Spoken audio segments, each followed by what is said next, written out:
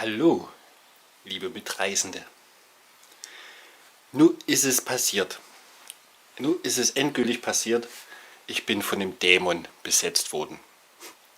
Eigentlich von einem ziemlich niedlichen Dämon. Und wie es dazu gekommen ist, möchte ich euch kurz mal so ein bisschen erläutern. Es handelt sich hierbei um Maxwells Dämon. Den habe ich vorher gar nicht gekannt. In der Wärmetechnik gibt es den Maxwells Dämon. Und da geht es eigentlich nur darum, dass es die theoretische Möglichkeit gibt, dass wenn man jetzt zwei verschiedene Kammern hat und man da eine winzig kleine Öffnung zwischen den zwei Kammern hat, dass sich auf der einen Seite mehr warme Moleküle sammeln als auf der anderen Seite. Und man deshalb praktisch nonstop eine Art Temperaturdifferenz hat. Und überall da, wo man eine Temperaturdifferenz hat, kann man Energie fließen lassen. Durch einen Seebeck-Effekt, durch PT-Elemente. Ja, hier solche Peltier-Elemente.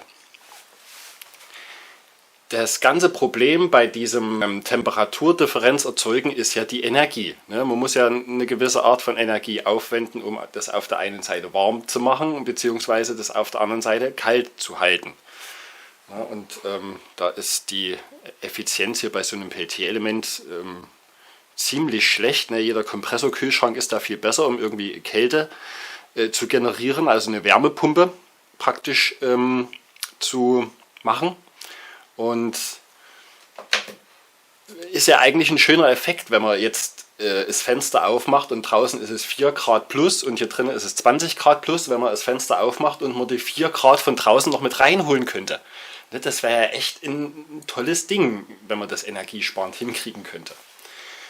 So, und der erste, der mir in meiner Bastellaufbahn da über den Weg gelaufen ist, der da eine Lösung präsentieren konnte, war der Watzels-Fritz mit seiner Repulsine. Was heißt seiner Repulsine? Also mit der Repulsine, wo der Watzels-Fritz mit dran gearbeitet hat. Fritz Watzel, ja, viele kennen ihn bestimmt, wer ihn noch nicht kennt, er war 17 Jahre alt, als er damals in den 50er Jahren zusammen mit Viktor Schauberger an der Repulsine gearbeitet hat. Und diese Repulsine soll ja im Verdacht stehen, also ihr wird propagandamäßig angedichtet, dass diese Repulsine in UFO-Antrieb sein könnte. Also in Antrieb, der da nur durch die Luft-Wärme-Differenzen angetrieben da seine Arbeit verrichten könnte. So, und bei dieser Repulsine hat mir der Fritz ja auch als Klimator vorgestellt, und da ist es auch so, dass man angeblich auf der einen Seite Wärme erzeugen kann und auf der anderen Seite Kälte erzeugen kann. Jetzt ist da halt nur schwer, da irgendwie Strom rauszuziehen in dieser Anordnung, wie er es da gemacht hat. Aber dafür war es ja auch ursprünglich gar nicht konzipiert. Ursprünglich sollte es ja eine Turbine sein. Und den Zweck hat es ja eventuell auch erfüllt. Ich habe bis heute keine funktionierende gesehen. Ich kenne aber auch noch niemanden, der so richtig professionell an dem Thema arbeitet. Ich kenne einige Bastler, die da auf Wasserenergetisierung aus sind und sich deshalb die Scheiben herstellen, aber ich habe noch niemanden kennengelernt, der damit wirklich so einen UFO-Antrieb realisieren wollte. Ja, mal schauen. Neulich habe ich eine Anfrage aus Kanada bekommen. Die wollten sich dem ganzen Thema mal widmen. Und na, mal schauen. Alles Neue bringt der Mai. Und das haben wir ja jetzt. Bei der Gelegenheit möchte ich gleich mal noch so ein paar Bilder, die ich zuletzt bekam, vom Fritz und die Welt senden. Weil ich jetzt nicht genau weiß, wo er ist. Die letzten Infos, ich weiß nicht, ob ihr es mitbekommen habt, er ist ja dann in ein Altersheim gekommen und hat dann mal einen Hilferuf aus dem Altersheim gesendet. Und der war auch sehr erfolgreich. Viele Leute haben ihm daraufhin geschrieben. Und die letzte Info, die ich dann bekam, war, dass er dann in ein anderes Altersheim verlegt wurde, wo aber bis jetzt niemand die Adresse herausfinden konnte. Und ich hoffe inständig, dass er in das Altersheim gekommen ist, wo seine Frau untergebracht war. Und dass das dann im Endeffekt doch alles gut ausgegangen ist. Ja, er war schon über 80 Jahre alt gewesen, als ich ihn 2010, 2011 kennenlernte. Und das hier sind dann Bilder von 2011. 2021, glaube ich, vom letzten Jahr war das gewesen. Und ja, dem Steppes nochmal ganz, ganz lieben Dank. Dem Steppes Wellmann ganz lieben Dank, dass er den Fritz da nochmal besucht hat. Und ja, alles Gute dir, Fritz.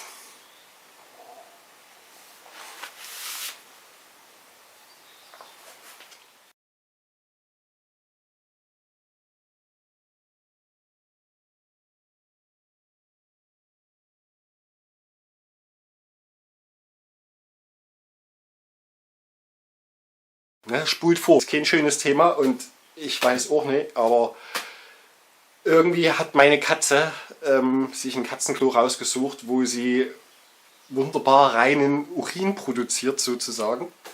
Und das konnte ich mir dann nicht nehmen lassen, das ganze Zeugs mal zu sammeln und bin dann parallel, währenddessen ich das Problem mit dem Katzenklo so irgendwie lösen wollte, dann auf dieses Uringenerator-Thema gestoßen. Ne, dann gibt es ja die Möglichkeit, eine stinknormale Batterie herzustellen mit Urin als Elektrolyt sozusagen. Das wäre die eine Möglichkeit. Und die andere Möglichkeit wäre, Wasserstoff herzustellen mit Urin. Ne, praktisch anstelle von Natronlauge oder diesem Kaliumhydroxid Urin zu benutzen. Und ich wusste die ganze Zeit gar nicht, was soll denn daran besser sein als der Rest. Ne? Überall wird dem Ganzen nur 70% Wirkungsgrad nachgesagt. Ja, und was bringt das, 100% Energie reinzustecken, wenn du dann 70% nutzen kannst, was dann an Wasserstoff rauskommt? Ja, das ist ja, bringt ja eigentlich so weiter nichts, wenn es jetzt um die reine Energieversorgung geht.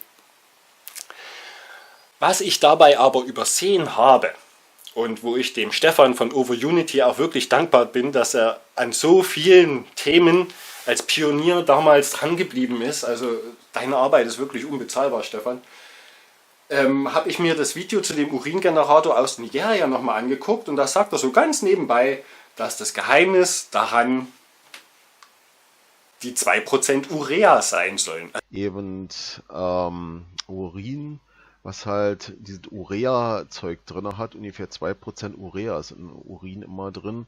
Und Urea spaltet sich halt schon bei 0,37 Volt in Wasserstoff und Sauerstoff. Also 2% sollen Harnstoff im Urin drin sein, wenn er frisch ist. Ne, also das steht jetzt schon ein bisschen, ich glaube der ganze Harnstoff ist schon irgendwie zersetzt worden durch die Bakterien.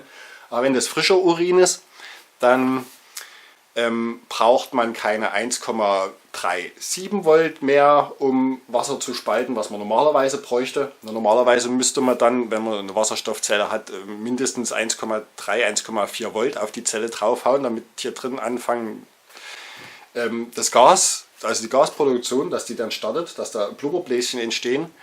Und mit den 2% Urea-Harnstoff drin bräuchte man damit angeblich nur 0,37 Volt, damit es funktioniert. Das war praktisch der ganze Schlüssel, der mir die ganze Zeit zu diesem Aha-Effekt gefehlt hat, warum das mit dem Urin so super gehen soll.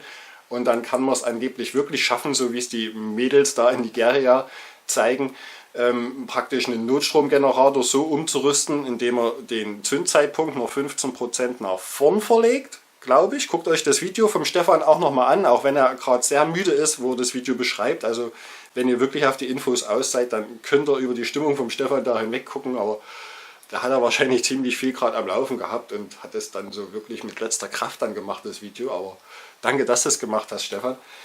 Und da wird nochmal ganz genau im Detail beschrieben, auf was man alles achten muss. Und dann würde es reichen, dass man dann mit einem Liter Urin 6 Stunden sein Notstromaggregat betreiben könnte und so um die 200 Watt Überschuss praktisch noch nutzen könnte. Ne? Wäre so als Zwischennotlösung, wenn man so gar nichts weiter hat, außer Notstromgenerator zum Beispiel und eine alte Autobatterie und ein paar Metallplatten. Ja, das wäre eine Notlösung. Aber ja, so jetzt zur... Nee, das ist keine... Nee, ich sage das Wort nicht. Ne?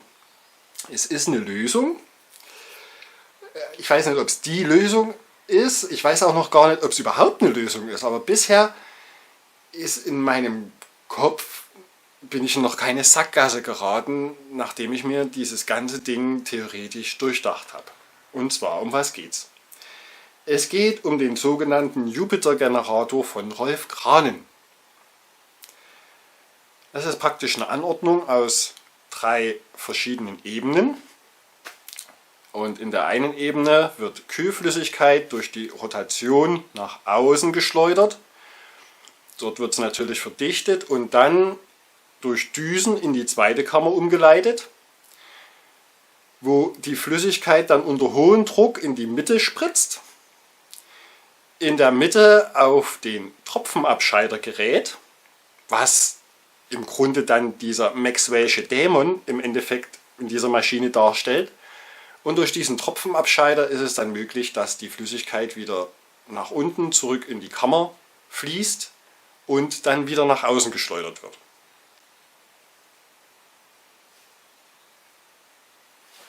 Während dieses Prozesses, also des andauernden Verdichtens und Entdichtens, ne, wie sagt man dazu, ne, Kompression et Dekompression, ne, so ungefähr, entsteht ja immer Kälte und Wärme.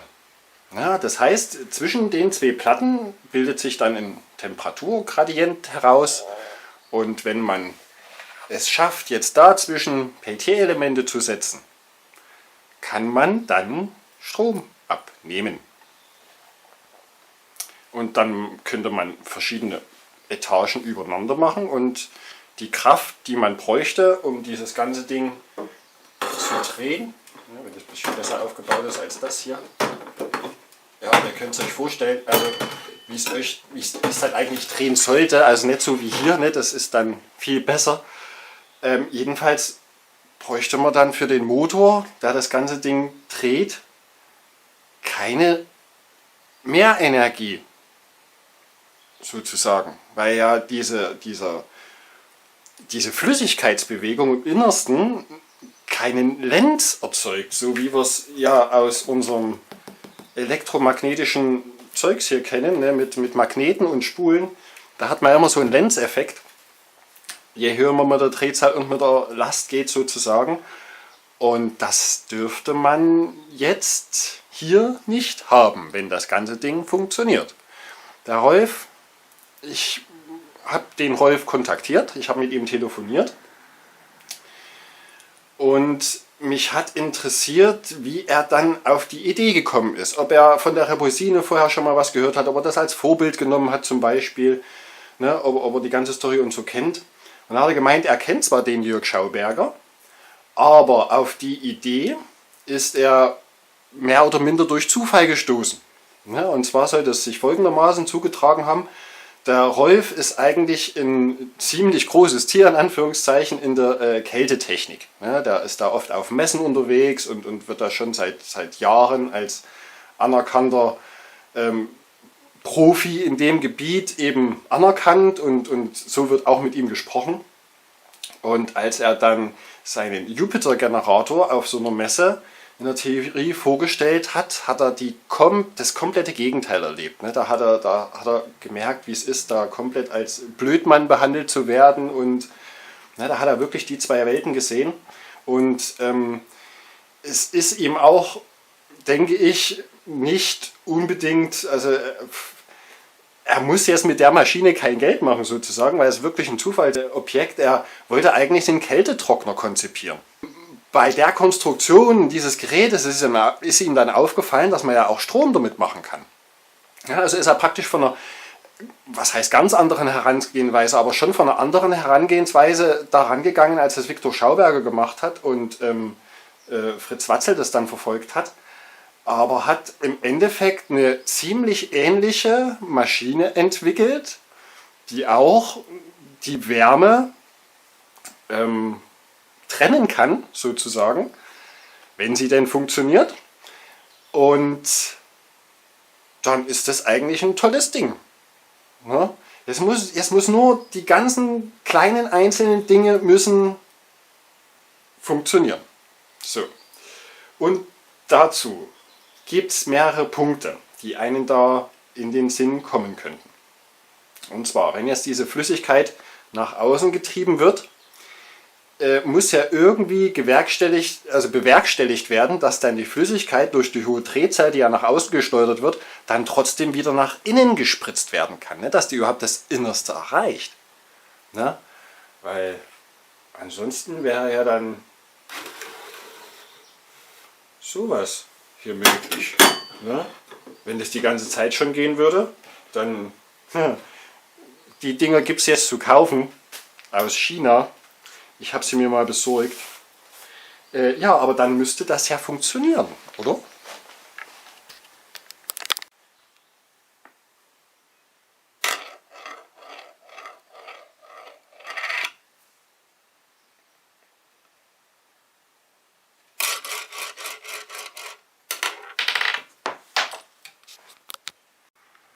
Ja, schön wäre es gewesen. Hier ist die Auflösung. Es ist eine USB-Buchse mit dran. Und hier oben ist ein kleiner Motor eingebaut mit einer kleinen Rolle, der dann, wenn er läuft, das Ding hier ordentlich beschleunigt. Ja, das wäre schön, wenn es so funktionieren würde. Ja, und in China sind sie sogar so dreist. Was heißt dreist? Ich meine, ich bin selber schuld, ne? Da ist nämlich gar kein USB mit dabei. Ne? Das ist wirklich nur Holz. Wirklich nur, und es wird ja auch offiziell als Skulptur verkauft. Ne? Es ist eine Skulptur. Es ist eine Skulptur, ne? Aber egal mit welcher Geschwindigkeit ich das hier reinhau, irgendwie wird es irgendwie gar nichts. Na gut, jetzt könnte man hier oben vielleicht noch einen Schauberger Trichter machen, dass sich die Kugel sich richtig eintüdelt. Das mache ich vielleicht mal, wenn ich Bock habe. Aber ansonsten dürfte das ja eigentlich nur funktionieren, ne, wenn die Kugel hier unten schwer ist und hier in den gasförmigen Zustand wechselt und dann hier oben irgendwann irgendwie kondensiert und dann wieder flüssig wird und dann wieder runtergeht. Ne, wäre eigentlich die einzig logische Erklärung, wie es gehen könnte. So ähnlich muss es auch dem Rolf wahrscheinlich in den Sinn gekommen sein, weil genau das hat er nämlich experimentell ermittelt, ob das wirklich funktioniert. Und hier seht ihr einen Vergleich von zwei Röhren, ne, die er praktisch auf seine große drehende Maschine aufgespannt hat. Und die lässt er jetzt rotieren und mit beiden Röhren geht er, ich glaube, mit 5 Bar Druck ran. Und die Wassersäule schafft es nicht, in die Mitte zu kommen. Ne? Wenn er jetzt da aber Gas draus macht, sozusagen, ist der Druck so hoch, ne, dass die theoretisch eine Säule von 50 Meter schaffen würde und mit Leichtigkeit in die Mitte zurückgespritzt werden kann. So, ob er jetzt den Druck auch zusammenbekommt mit dieser Drehzahl, das hat er auch getestet mit seinem Düsentest.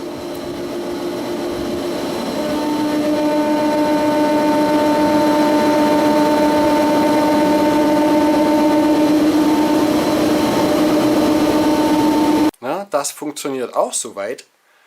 Und dann muss das in der Mitte eigentlich nur noch kondensieren. Ne? Und da hat er eben diesen Maxwell'schen Dämon in der Mitte eingebaut, diesen Tropfenabscheider. Und hier seht ihr auch, dass das, wenn man da mit Gas drauf geht, einwandfrei funktioniert. Und dann in der Mitte auch in der Mitte ist ja die Drehzahl dann sowieso nicht so enorm ausschlaggebend, ne, von der Fliehkraft her, dass es dann durchaus wieder nach unten tropfen könnte, um dann den Kreislauf von neuem zu besorgen.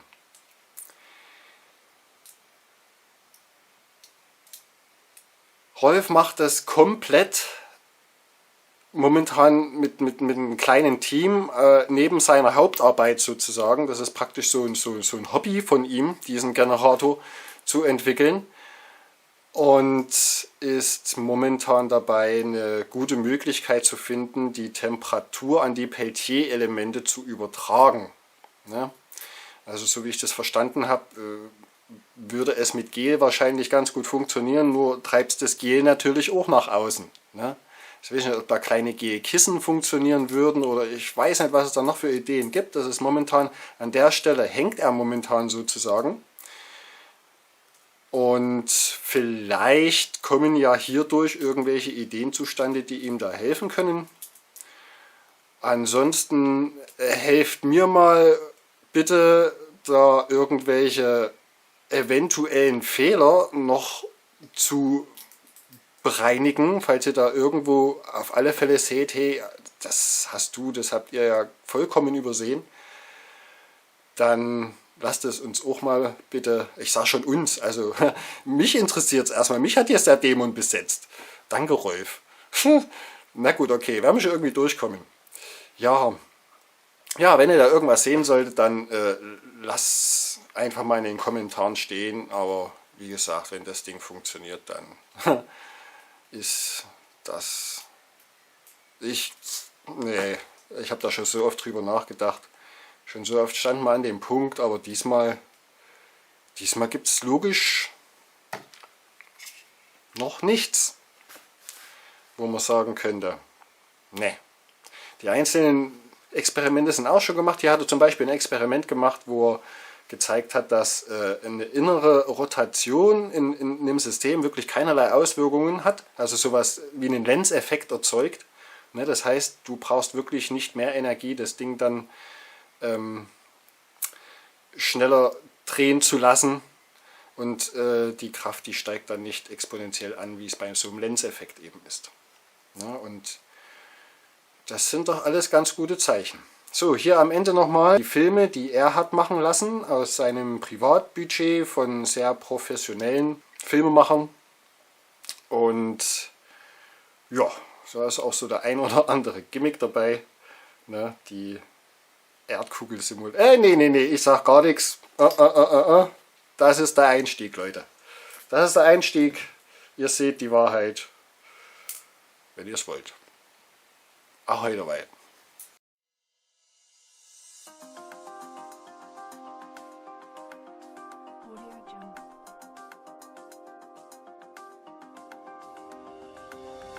Unsere Welt hält für uns immer wieder sehr erstaunliche Phänomene bereit. Nehmen wir zum Beispiel einen Kreisel. Einmal in Rotation versetzt, dreht er sehr lange, weil die Reibung am Kreisel auf unserer Erde relativ gering ist. Irgendwann aber hört er auf zu drehen.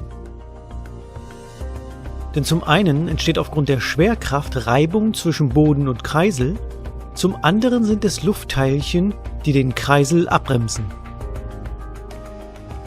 Sobald wir aber in den Weltraum gehen, in dem ein Vakuum herrscht, stellen wir etwas Faszinierendes fest. Ein in Rotation gesetzter Kreisel dreht sich hier für immer und ewig, da keine Reibung ihn abbremsen kann. So drehen sich auch die Planeten seit Milliarden von Jahren in unserem Universum, ohne dass ein Motor oder eine andere Energiequelle sie antreibt. Auch unsere Erde mit ihrer Atmosphäre und den Ozeanen rotiert mit einer praktisch konstanten Geschwindigkeit seit Milliarden von Jahren, ohne eine konstante Energiequelle für die Rotation zu benötigen. Und das, obwohl in der Atmosphäre, unseren Ozeanen und unter der Erdkruste kontinuierliche Strömungsprozesse stattfinden. Diese Strömungsprozesse sind eigenständige Mechanismen, die unabhängig von der Erdrotation stattfinden, denn unsere Erde bildet als Ganzes ein geschlossenes System. Das bedeutet, dass alle diese inneren, beweglichen Mechanismen keinen Einfluss auf die Erdrotation haben. Dies soll in den folgenden Beispielen veranschaulicht werden. Aus einem Boot wird Wasser mit Hilfe eines Wasservorrats und einer Pumpe herausgespritzt. Der Wasservorrat ist dabei nicht mit dem Meer verbunden. Aufgrund der wirkenden Kräfte bewegt sich das Boot. Wird das Boot dank einer Kuppel aber zu einem geschlossenen System, in welchem der Wasserstrahl das Boot nicht mehr verlassen kann, bewegt sich das Boot nicht mehr. Wird der Wasserstrahl in einen Trichter gelenkt, so bildet sich ein geschlossener Kreislauf. Dabei agiert das Boot mit der Kuppel als ein geschlossenes System, genauso wie unsere Erde. Wird der Wasserstrahl seitlich aus dem Boot gespritzt, dreht sich das Boot. Wird der Wasserstrahl hingegen in ein System aus Trichtern gelenkt, die einen Kreislauf und so einen geschlossenen Strömungsprozess bilden, bewegt sich das Boot nicht.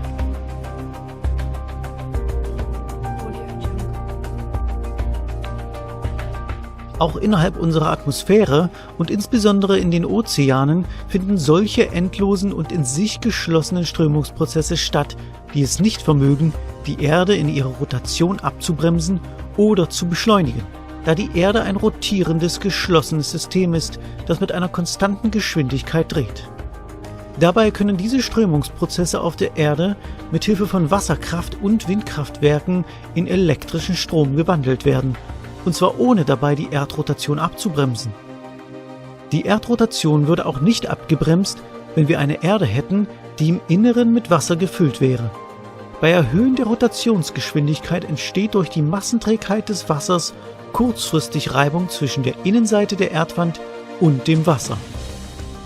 Sobald jedoch eine konstante Drehzahl von zum Beispiel 500 Umdrehungen pro Minute erreicht ist, dreht das Wasser im Innern mit 500 Umdrehungen pro Minute mit und es entsteht keinerlei Reibung zwischen der Erdwand und dem Wasser.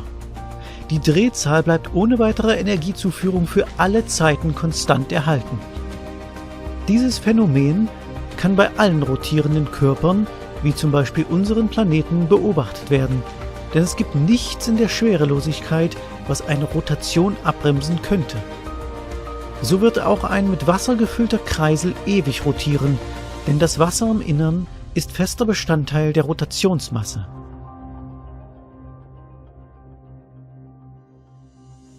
Durch Einziehen einer Trennwand zwischen dem oberen und dem unteren Bereich in diesem Kreisel wird das Wasser im unteren Bereich eingeschlossen. Oberhalb der Trennwand befindet sich Luft. Diese Luft rotiert ebenfalls im Inneren mit 500 Umdrehungen pro Minute, also genauso schnell wie Wasser und Kreisel. Im äußeren Bereich wird aufgrund des Eigengewichts des Wassers und der Rotation ein hoher Druck erzeugt.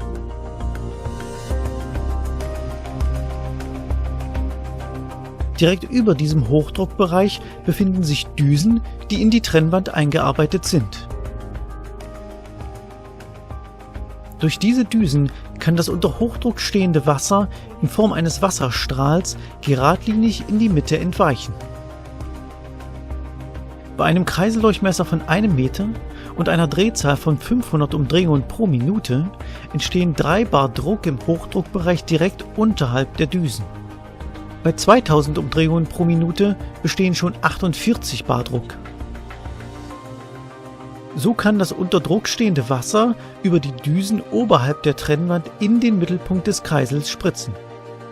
Der Wasserstrahl trifft in der Mitte des Kreisels auf eine Umlenkvorrichtung, durch die das Wasser wieder in den unteren Bereich zurückgeführt wird. So entsteht ein niemals endender Strömungsprozess. Ebenso wie die Strömungsprozesse auf unserer Erde, die die Erdrotation nicht abbremsen, wird auch dieser Strömungsprozess niemals den Kreisel abbremsen. Somit wird sich der Kreisel auch noch in 1000 oder 100.000 Jahren drehen. Dieser endlose Strömungsprozess ist imstande dazu, Arbeit zu leisten. Dies kann hier im Beispiel mit Hilfe eines symbolischen Turbinenrads gezeigt werden, welches durch den Strömungsprozess in Bewegung gesetzt wird, wodurch mechanische Kraft frei wird. Diese Kraft kann als nutzbare Energie diesem System entzogen werden, wobei keine zusätzliche Energie notwendig ist. Es kann demnach festgehalten werden, dass der gezeigte Strömungsprozess ein Energieerhaltungssystem darstellt, bei welchem ein Teil der Kraft entnommen werden kann, und zwar ohne, dass weitere Kräfte oder Energie dem System zugeführt werden müssen. Man muss lediglich anmerken, dass die Sonne dabei die Strömungsprozesse in der Luft und im Wasser auf der Erde aufrecht erhält. Analog erhält die Zentrifugalenergie die Strömungsprozesse innerhalb der Vorrichtung aufrecht. Dieses Phänomen ist nur durch die physikalische Größe des unendlichen Drehimpulses möglich. Somit ist die Energie unendlich. Dieser Prozess wurde bereits von Rolf Kranen in der Praxis mit Hilfe einer funktionstüchtigen Testvorrichtung bewiesen.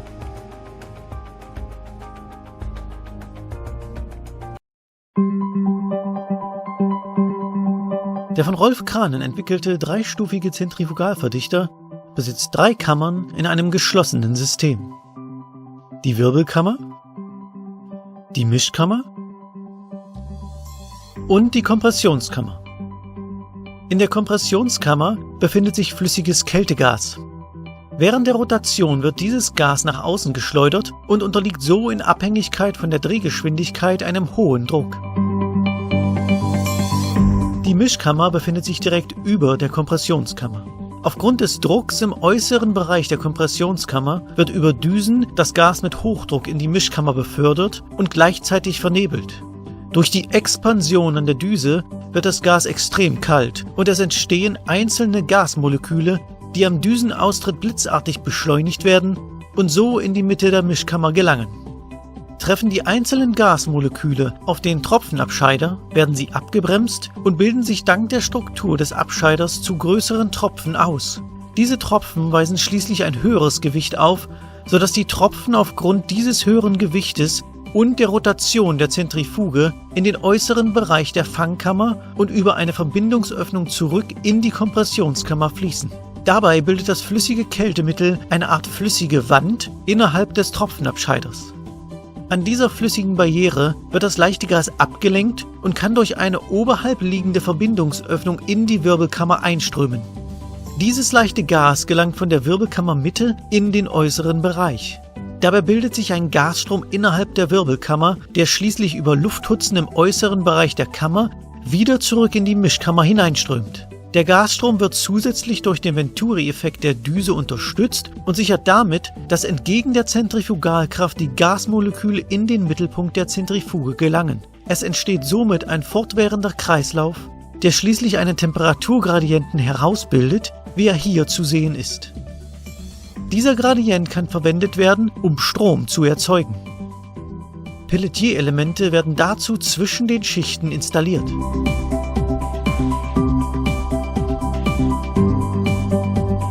Mehrere Schichten können dann übereinander installiert und in ein vakuumiertes Gehäuse verbaut werden, sodass sauberer Strom erzeugt werden kann.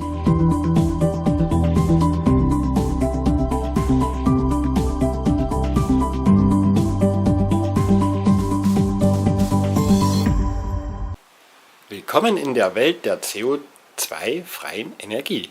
Durch die physikalisch veränderte Umgebung innerhalb der Anlage verändert die flüssige Masse ihre Eigenschaften derart, dass sich ein neuartiger Energieprozess bildet.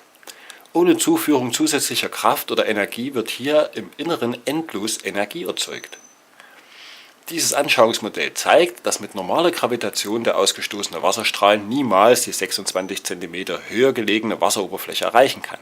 Um dies physikalisch zu realisieren, muss erstens das Gewicht bzw. der Druck der Wassersäule erhöht werden, zweitens muss die ausgestoßene Masse in sich beschleunigt werden. Bei diesen beiden Testaufbauten wurden unterschiedliche Flüssigkeiten verwendet und mit 5 bar Druckunterschied ausgestoßen. Das obere ist die Wassereinspritzung, das untere ist diese Flüssiggaseinspritzung. Nach Verlassen der Düse entsteht im unteren Rohr ein minus 20 Grad kaltes Gas-Nebel-Gemisch, welches sich schlagartig ausdehnt. Dieser explosionsartige Phasenwechsel erzeugt eine enorm hohe Strömungsgeschwindigkeit. Mit diesem Beschleunigungsschub werden kleinste feuchte Partikel, die sich im Gasnebelgemisch befinden, bis weit über die Oberkante der rotierenden Wassersäule hinausgetragen. Die Höhe der Wassersäule beträgt nur 26 cm während der Rotation in der Anlage. Durch die wirkende Zentrifugalkraft im Inneren der Anlage wird derselbe Druck erzeugt, der normalerweise erst bei einer Wasserhöhe von 50 Metern entsteht. Innerhalb der Anlage werden mit dieser Technik Schweranteile aus der Gasdampfströmung im Tropfenabscheider verflüssigt. Die herausgefilterte Flüssigkeit wird oberhalb der Wassersäule zurückgeführt. Durch das kontinuierliche Zurückführen der flüssigen Masse in die darunterliegende Wassersäule bleibt der Druck erhalten. Dieses Beispiel dient der Erklärung, dass ein geschlossener Strömungsprozess keine abbremsende Wirkung auf die Rotation hat. Wenn der ausgestoßene Wasserstrahl die Wasseroberfläche erreicht, würde sich ein Kreisprozess bilden, der sich immer wieder durch die drückende Wassersäule von selbst auffüllen würde. Das muss ich nicht unbedingt lesen, oder?